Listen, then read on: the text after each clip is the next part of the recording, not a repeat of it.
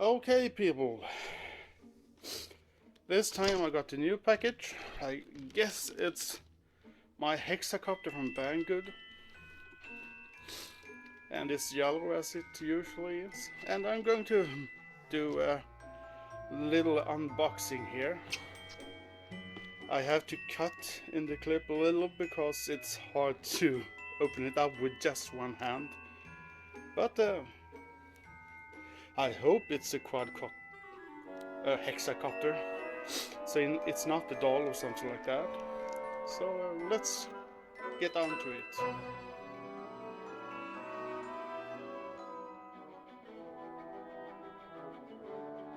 here is a little package, and there is a little adapter for the European plug. That's good. Okay, a little about the package itself. It's kinda okay, but there are some bad marks out here, and here is quite a bad one. I guess there is the place where the plug been, so I guess maybe it's the plug that did this. Well, it's an X series Hexacopter. It has 3D rolls that's flipping, and it should have a little. It doesn't have FPV, but it's possible to buy the camera by itself to get an FPV Hexacopter. But it has some sort of a headless mode. It has one key return. The one key return is actually more or less you put the quadcopter in reverse mode, and then you have some sort of headless mode and working at the same time, so it kind of back somewhere and you have to kind of correct it back to you. It has a 2.4 gigahertz RC controller, and it can do flips, as I said. It has lights, LED lights, so it shows you can fly it in the middle of the night if you want to. It has a throttle button, so you can put the throttle down to low, very low, or very high. So if you have low, it's kind of good for new beginners. We can change it to 4 different modes: mode 1, mode 2, mode 3, and mode 4. And then we have the battery. So the Hexacopter is called MJX X600. Here is the back side and some information. It's mostly about FPV. So let's open this package up. Okay, here's the box. And you see there is the manual.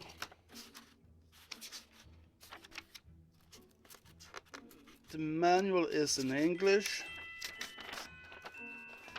And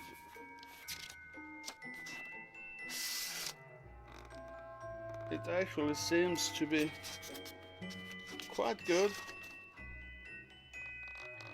Good explanatory pictures and the diagrams and stuff like that.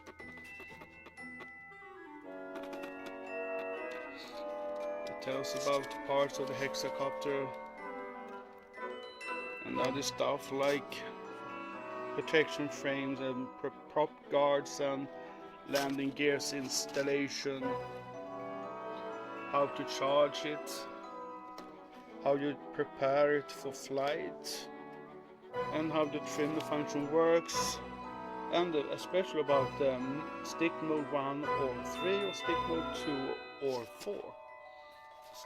It explains everything what happens if you have different modes. And then you have the operating systems and how to do 3D roll, the flips. You can do manual roll, That's if you have it in the at the high speed control. Yeah, if you have it on advanced mode, it actually would manually roll itself. Then it talks about 1 key roll, how to enter headless mode and exit headless mode, and much more. And then here we have the how to install the camera and stuff like that. So, and troubleshooting, yes, that's good. And how to download the SPD software. So it's a good manual. It doesn't seem to be bad or anything like that. Here we got the charger. It's for once a really good charger. The controller. Well, here it's the controller. I think if you put on this, you're putting it in mode 1 or mode 2, and in this case I think it's actually in mode 2. Here is the throttle button that you can increase or decrease the punch in the Hexacopter. And here we have the ailer rod. It's how to, well, you put it here to 3 or mode 4 or mode 1 or 2. So this is, I think, mode 2 and 4. So I guess you press that to change it. Or is it 2 and 1? Well, I check that out later. We have the trim buttons. This works at trims. I think this one is the flip button. And this is the headless mode and return to home. This one here is for the camera later on. Now you see it actually misses the sticks, and I think those come in a separate package. This package itself is actually kinda good. It's a good package. It actually really good packed, so it seems like everything is all right with it. Okay, we go on with the unboxing. Here's the screwdriver and those 2 sticks, and I think there is some some screws in here, and I guess those are for the prop guards, and maybe the legs, perhaps the landing gears. Well, I was wrong. The 6 screws for the propeller guards are actually in the same bag as the propeller guards, and there are 6 of those, of course, and they are, well, kind of fancy, but I guess they do the work. And there are some 6 extra props here. We also have LED lights here, 2 red in the back and 4 in the front, so it's kind of easy. And as you see, it's the black one. As you see, the gear props actually come really down. You just plug and play, kinda. You kinda put this end into the other contact and then just get it on. As you can see, there is a little schematic here in Chinese, but it's kinda explanatory itself. As you can see here, this one looks a little like that one, so it's actually a B1 prop. So there are three B props, and then we have 3 1 props. This one is an A prop, and they were actually in 2 different parts of the box. I think the A props were here and the B props were there. this one should go over here, because this is an A prop, so the first one should go here. And you just press that contact into that one, and then you stick it together. I was actually trying to put those props onto this one, and actually it's kind of hard. It's not that easy. It's actually quite tough to get on this, and I do not really dare to press too hard, because it seems like this place here is kinda fragile. The rest of the quad is actually kinda sturdy. It's a good quality, and the motor itself is a good quality, but just this connection seems to be able to break. But I shall try to get it on place, so I really can try, because I can't wait to try this on. Okay, this here makes me worried. As you can see, this black cable here is actually not shielded. It actually looks like something cut in there.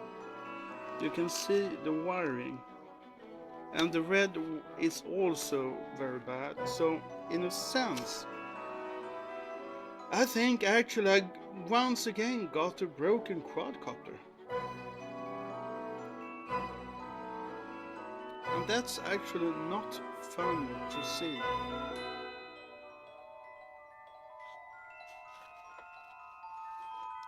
I should see if I can put some insulating tape or something like that on this one.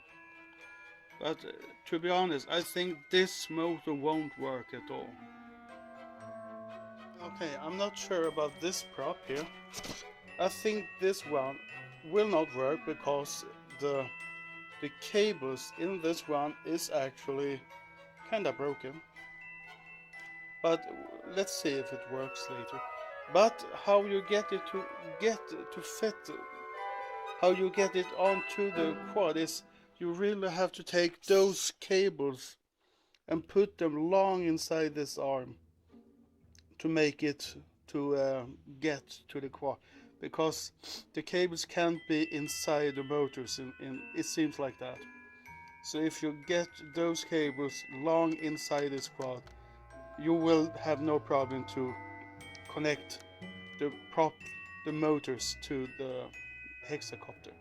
And I keep saying quad, I mean Hexacopter. Okay, here's the quad. I'll put it on. It flashes. Now I put this one on. To connect it, I think I have to press it up. Now I have it once, and then I think I need to do it one more time.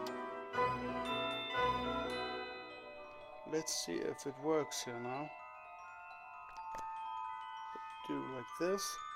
I make it slow.